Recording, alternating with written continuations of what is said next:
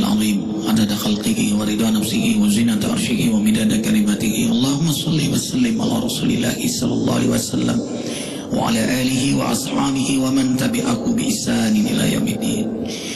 Ikhwah fillah, ada yang nanya apa sih kok Arifin ikhwah fillah?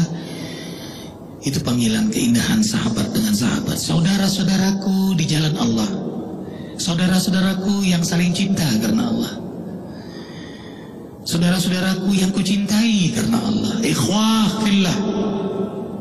Mudah-mudahan sebab al-mutahabina fiyya, orang yang saling cinta karena Allah, insya Allah nanti di akhirat kembali Allah kumpulkan insya Allah dalam surganya. Yuksarul mar'u ma'aman ahabba. Berita gembira dari Rasulullah SAW, kelak di akhirat seseorang dikumpulkan sama siapa yang ia cintai di dunia ini. Arifin sangat mencintai ulama, karena itulah senang berdakwah, dinasihati, duduk bersama ulama-ulama yang istiqamah, yang kuat ibadahnya, sholat malamnya. Gampang kok mengetahui guru-guru. Telepon jam 2, jam 3 malam, fresh. Assalamualaikum, telepon Ustaz Farid. Waalaikumsalam. Segar bukan? Waalaikumsalam. Enggak. Mau tahu guru di situ, ingin berguru, telepon aja guru malam-malam. Lalu datangi ke masjidnya yang dekat dengan rumah beliau. Ada di masjidnya beliau. Tapi jangan sehari doang datang. Mungkin beliau lagi sakit perut hari itu. Datang lagi hari yang kedua. Oh, mungkin beliau masih sakit perut. Mungkin yang ketiga. Oh, mungkin masih sakit perut. Arifin diajarkan sama guru Arifin, kalau cari guru, datanglah ke masjid yang dekat dengan rumah guru itu. Kalau kau lihat dia ke masjid, dia gurumu. Yang kedua apalagi? Carilah guru yang mau duduk di majelis ilmu, yang dia tidak selalu mengajar. Subhanallah. Nah, inilah guru-guru. Padahal ini juru dakwah semuanya. Buya Yahya, subhanallah, baru saja menasihati kita, sekarang beliau duduk lagi, malu. Tapi karena ini bagian dari dakwah. Kunu rabbaniyina bima kuntum tu'allimuna alkitab wa bima kuntum tadrusun. Jadilah kalian generasi rabbani yang mengajar, yang berdakwah dan terus belajar. Khairukum man ta'allama al-Quran wa 'allamah. Mau tahu nggak orang yang terbaik di muka bumi ini? Rasul beritahu rahasianya. Orang yang belajar Al-Quran lalu mengajarkan Al-Quran. Ada orang asik ngajar aja, nggak belajar, lama-lama sombong dia. Karena tidak ada cara yang paling jitu menghancurkan keangkuhan diri kecuali duduk ngaji lagi. Dulu Kiai Arifin mengingatkan, tak kala kau nengak wajahmu melihat kiaimu, gurumu, habibmu tak ketatap begitu, maka dicabutlah sifat sombong pada dirimu. Allahu Akbar walillahil hamd. Baik, kita simak Taujih Rabbani surah Al-Qamar ayat 17 sampai 22. Ayat 17 sampai 22. Silakan di rumah dan boleh simak atau ikuti bacaan beliau. A'udzu billahi minasy syaithanir rajim. Bismillahirrahmanirrahim. وَلَقَدْ يَسَّرْنَا الْقُرْآنَ لِلذِّكْرِ فَهَلْ مِن مُّدَّكِرٍ كَذَّبَتْ عَادٌ فَكَيْفَ كَانَ عَذَابِي وَنُذُرِ إِنَّا أَرْسَلْنَا عَلَيْهِمْ رِيحًا صَرْصَرًا في يوم نحس مستمر تنزع الناس كأنهم أعجاز نخل منقعر فكيف كان عذابي ونذر ولقد يسرنا القرآن للذكر فهل من مدكر صدق الله العظيم. Kami telah mudahkan Al-Quran untuk dihafal dan dijadikan nasihat. Karena itu, adakah orang yang peduli dengan nasihat Al-Quran? Kaum Ad telah mendustakan Rasulnya. Karena itu, alangkah pedihnya azabku dan ancamanku menimpa mereka. Sungguh, kami telah kirimkan angin topan kepada kaum Ad selama beberapa hari yang sial berturut-turut. Angin topan itu menerbangkan kaum itu, lalu menjatuhkannya ke tanah dengan kepala di bawah, sehingga mereka bergelimpangan laksana batang-batang pohon kurma yang tumbang dengan akar-akarnya. Alangkah dahsyatnya siksaku dan ancamanku menimpa kaum kafir. Kami mudahkan Al-Quran untuk dihafal dan dijadikan nasihat. Karena itu, apakah ada orang yang mau peduli dengan nasihat Al-Quran? Allahu Akbar.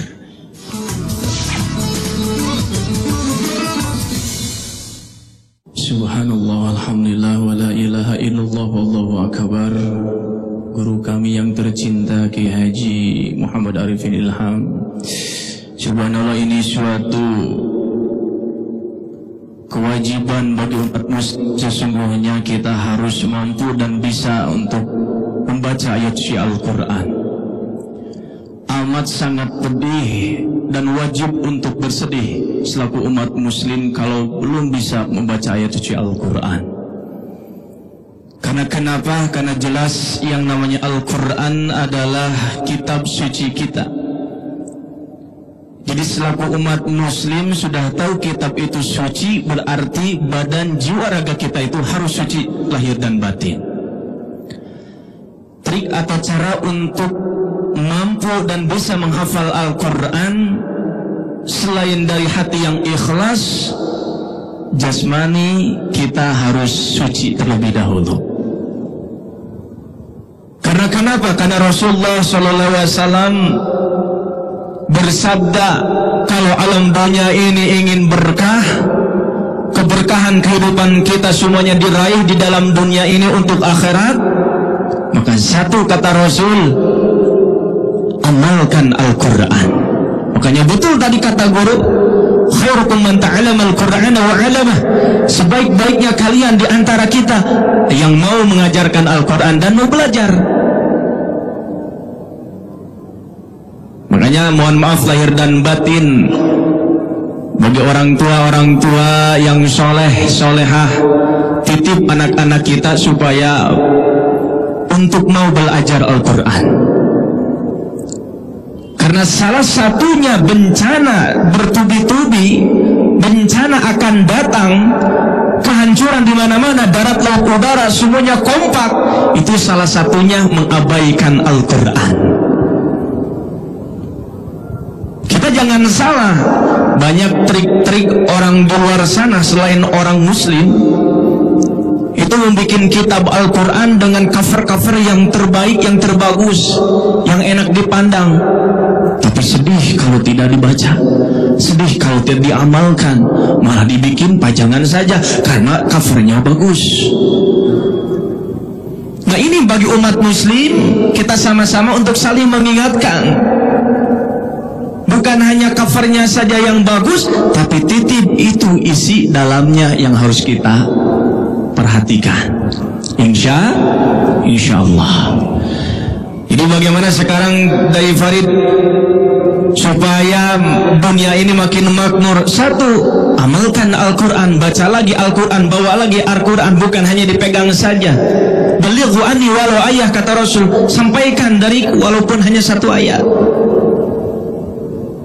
Jadi Kalau kita ingin betul-betul mampu untuk menghafal dan bisa membaca ayat suci Al-Quran, sucikan terlebih dahulu hati kita, sucikan jasad kita, sucikan pikiran kita, sucikan semua amal-amal perbuatan kita. Insya Allah kita akan bisa mampu menghafal Al-Quran. Allahu Akbar walillahil hamd.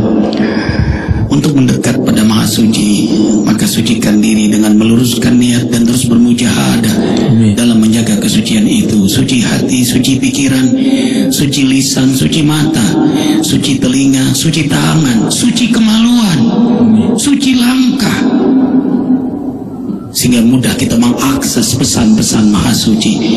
Ustaz, antum menjadi rujukan Arifin Dr. Sunandar, beliau. Jadi kalau di Facebook nulis ayat, Arifin hafal ini tapi tidak tahu tempatnya di mana. Arifin telepon beliau jam 2 malam, lagi beliau sibuk, beliau angkat. Jadi mau ngetes Ustaz tuh tes aja jam 2 malam gitu. Tapi bukan berarti harus selalu hidup terus. Ada teman yang hobinya SMS bangunin tahajud sampai 800 jamaah, tapi rupanya cuma SMS doang, dia nggak tahajud dia SMS-an orang semua untuk tahajud. Dia bilang, kan pahala saya gede Ustaz, dia tahajud saya nggak pun saya dapat pahala, katanya begitu. Itu sama saja, ini botol ininya kosong, diisi keluar terus, bolong juga. Amil qoblal qail, jadilah orang yang mengamalkan sebelum ngomong. Besar kemurkaan Allah pada orang yang bicara tidak mengamalkan apa yang dia bicarakan.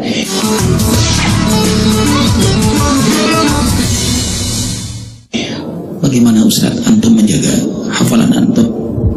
Tolong Ustaz. Bismillahirrahmanirrahim. Di antara kiat-kiat menjaga hafalan, memang selama itu kita saat mulai menghafal,